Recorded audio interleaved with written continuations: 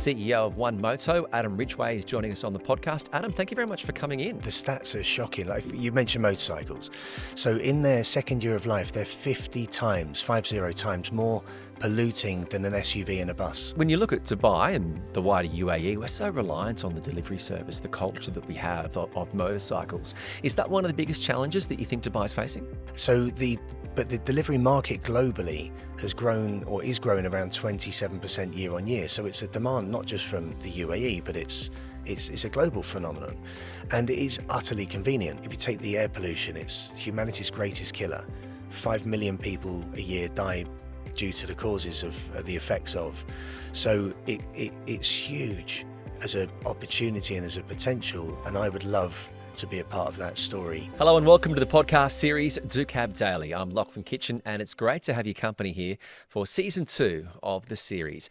In today's episode, we're going to be speaking to the CEO of One Moto as we discuss Dubai's electric mobility and how it's leading the way. The CEO of One Moto, Adam Ridgway, is joining us on the podcast. Adam, thank you very much for coming in. I'm so grateful to be invited. Look at this. This is fantastic. It's good to have you here. Well, you're here for a specific reason, and you've been doing incredible work with One Moto, looking at EV vehicles, but specifically EV motorcycles.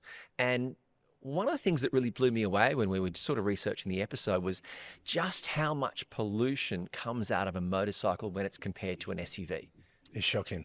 Yeah, so we produce electric delivery bikes, really, as well as private use motorcycles. But the delivery bikes and the commercial vans, the light commercial vans, the stats are shocking. Like you mentioned motorcycles. So in their second year of life, they're 50 times more polluting than an SUV and a bus. Than a gas guzzling SUV. Yeah, absolutely. Yeah. And I've spoken to governments and loads of different people, anyone that will listen basically, and tell them some of these stats. And everyone looks at cars and the heavy machinery and the big vehicles that you can see that the smoke and they're polluting, but very few people realize that motorcycles are as harmful as they actually are. And when you look at Dubai and the wider UAE, we're so reliant on the delivery service, the culture that we have of motorcycles. Is that one of the biggest challenges that you think Dubai is facing? Yes. I say yes, and the answer is going to be in layers. Right, so we've got that delivery, that society that we've created ourselves, that delivery of everything now. And are we failing as society if we need a pizza in 10 minutes, if we need our food delivered in 20, or are we just not as organized as maybe we could be? So but the delivery market globally has grown or is growing around 27% year on year. So it's a demand not just from the UAE, but it's a global phenomenon, and it is utterly convenient. But then the layers and the complexities of how those riders or drivers work and are employed, to then how the fleets are owned or leased or managed. Then you've got the telemetry, the data, the safety. Then you have the fuel. There's so many layers to very complex delivery network. The follow-up question is where is the change going to be instigated from? Is it going to come from the individual that's going to put their hand up and say, hey, I think this needs to change, this area of convenience that's contributing to these pollutants? Is it going to come from companies that are looking to be more sustainable, or is it higher up that it needs to be legislated as from the government level? It's definitely the trilogy, a balance and a weighted ratio between all of them. And what bothers me a little bit about this future mobility conversations is everyone looks to the government, and the government, they have to offer incentives. We need infrastructure before we could do this. We need landlords to do this, and the government needs to mandate it. So those conversations, there is a part truth and element of creating that motion towards or being that catalyst for change. And why should a landlord of a residential commercial building pay for an EV charger just so I can own a car? I'm not asking them to contribute to the petrol station that's nearby just so it's convenient for me to refuel. And in the same vein, it's like the employer, well, do I have to pay for the electricity for my employee to charge their vehicle because I'm not having to pay for their fuel to come and Absolutely. And then you've got a tenant. So a tenant leases an apartment, for example, and what am I going to do? Pay for the installation and then leave after X amount of time? What do I do with that? So yes, government need to create that catalyst, for that motion towards change. When I built One Moto and the team that have joined me over the years, we're about bringing change. So what can we do where we don't rely on third parties as much as we possibly can? We work with them. We work with every government in various countries that have changed legislative policy revisions and throughout the countries because of what we've helped them with. But then as you've got the government, yes, then you also need the private sector, say the delivery companies, the aggregators. They might say part of our ESG policy, we're a listed company, we want to help our share price, which can increase it by X%. Then we want to have electric vehicles or a audited sustainable fleet. We can give them all that. But then it requires the 3PLs, so the third party logistics, which are the fleet owners or the fleet operators and owners, for them to go and acquire the vehicles. They don't necessarily want to capex the cost of a new fleet when they're still amortizing their old fleet. So it's quite complex. Are you advising industry on this? Yeah. And what's the feedback there? The feedback is from a lot of the 3PLs, we are happy to do it if we get commitment from the delivery aggregators, the big delivery platforms. They don't offer commitment. They could say, I will commit to 1,000 electric delivery motorbikes or 100 delivery vans, but will you guarantee me orders as a priority over those that are using diesel, petrol vehicles? The answer is no. So they can't do that. But then the capex is a consideration. So as a startup, scale up, whatever we're labeled as, for us to then go to market and start raising some asset finance to be able to lease the vehicles, that was a challenge. And we managed to overcome that challenge. So we can now lease vehicles for cheaper than you can a petrol vehicle, but it's still that want versus need. I want to change, but I don't need to. So that's where the government comes in again. So it's sort of carrot stick, but if everyone just worked together and collaborated, it would make sense. And you're on the end almost like the traffic officer, just trying to direct everyone That's to it. get into The the right conductor, place. the puppeteer. Yeah, I'm there. How does moving to EV vehicles align with the UAE's wider strategy of sustainability? Because like what you said, we're seeing that with the RTA taxis, and there is when I use a car sharing app, there is the opportunity to select an electric vehicle that comes down to paying a bit more. So I know it's better for the environment, even if it's a CSR on my part. How do you think the EVs fit into the UAE's wider policy? It's incredible.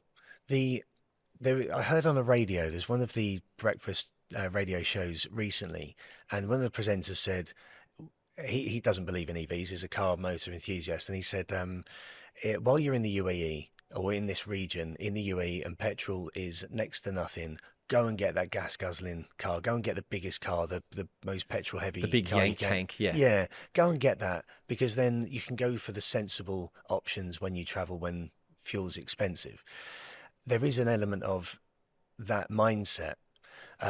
Some have argued that when Tesla entered the market, and they really did pioneer, but globally, but they really did pioneer, and they were first entrants here, that when you start looking at the owners, were they doing it because it was an environmental decision, or is it a status symbol?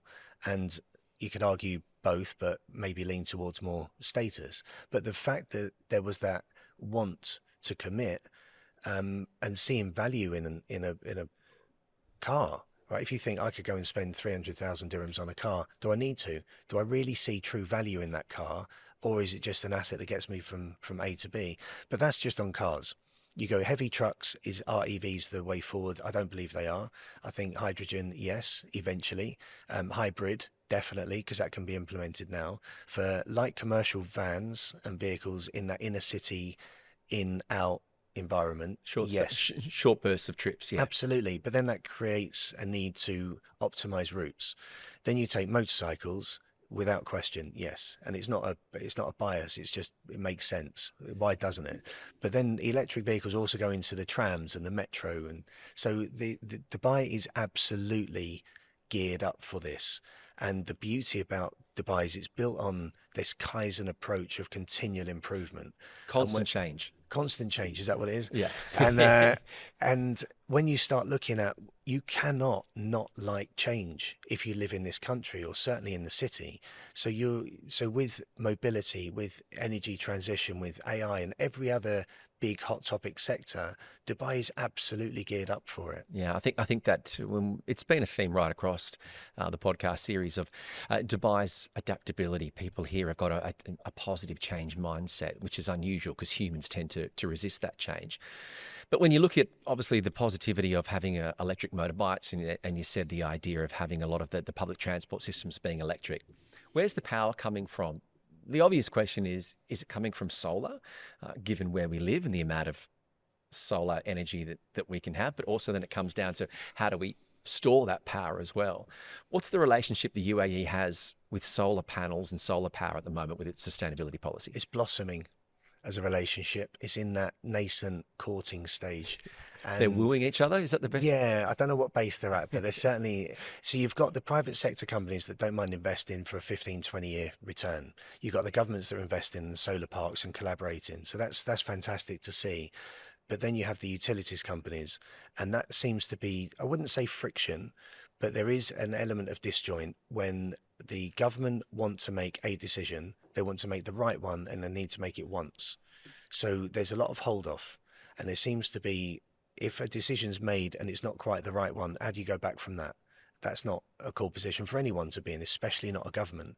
But when the government acts very much like a private company to some extent, because it is so agile and dynamic in many cases, and that leadership allows that to be the case, it's very, very difficult for although there is a lot of speed in terms of the momentum and progression, it also comes with there's so many parties at the table. And solar is, when you take the energy, solar is definitely there for the future, but it's the operational cost to manage that, the solar. The technology as well, you needed such a huge real estate to be able to charge cars, bikes, whatever the gadgets are. That technology is getting better. So with that, as well as the nuclear power plants and hydro and, all these developments that are happening within our little community of energy and so on, and then battery storage, which is happening in this country, it's definitely something to watch. And I'm excited because I do think I believe there'll be a change. Yeah, and I can sense your passion in Right. when it comes to this challenge. Is it possible to put a time frame on when do you think we'll see the vast majority of our motorcycles or delivery drivers that are using EV vehicles? Well, What would you like to see? What's possible, and what do you think is the reality? so when I launched One Moto, which was January 2020, it came with a mandate, a mission, and that's to decarbonize all last mile delivery vehicles by 2024 in the UAE. So we have the world's first decarbonized delivery network of, say, vehicles, but motorcycles. Now, there's 92,000 delivery bikes on the roads in Dubai, and they could be transitioned out within a year or two. Could be done a lot quicker. We've got the capacity to do that, but there's quite a few stakeholders. So unfortunately, I'm going to use COVID tenuously now, but for those first 2 years of growth and momentum, to then add on an extra 2 years. So if the government were to mandate by the end of 2026 that every delivery vehicle in inner city environments need to be sustainable mobility, electric or hydrogen Hydrogen or electric, then that is absolutely possible. The benefits, if you take the air pollution, it's humanity's greatest killer. 5 million people a year die due to the causes of the effects of. So it's huge as an opportunity and as a potential. And I would love to be a part of that story, that we have helped work with the government to create a mandate, and it benefits everyone. It's not benefiting us just for the EVs, it benefits the riders for safety and cost of the operations, and the government. Every single stakeholder benefits.